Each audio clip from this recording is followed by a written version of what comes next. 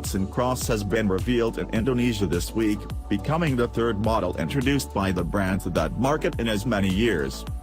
Serving as Datsun's new flagship in the Indonesian market, the Cross is a 7-seat crossover designed for all lifestyles and a variety of tasks, according to the company, at least.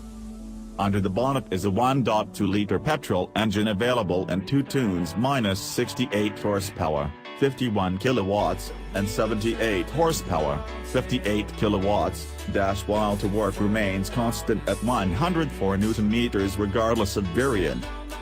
Buyers can choose between manual and continuously variable transmissions, CVT, with the latter featuring in Datsun's lineup for the first time. Measuring 3,995 mm long, 1,670 mm wide and 1,560 mm tall, the Datsun Cross is physically smaller than a Mazda CX-3, though still manages to fit 3 rows of seats.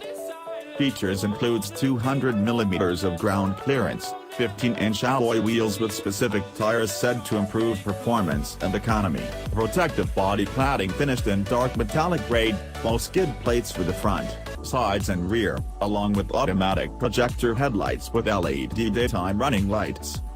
Other available highlights include a 6.75-inch touchscreen infotainment system, rear parking sensors, and dual front airbags. Don't laugh, they still aren't commonplace in developing markets like Indonesia. The Datsun Cross also comes equipped with Vehicle Dynamic Control (VDC) systems as standard in all grades, including ABS, EBD, traction control and brake limited slip differential, which is segment leading in Indonesia. First deliveries are planned for March, with the Cross to be produced at parent company Nissan's facility in Purwakarta, West Java.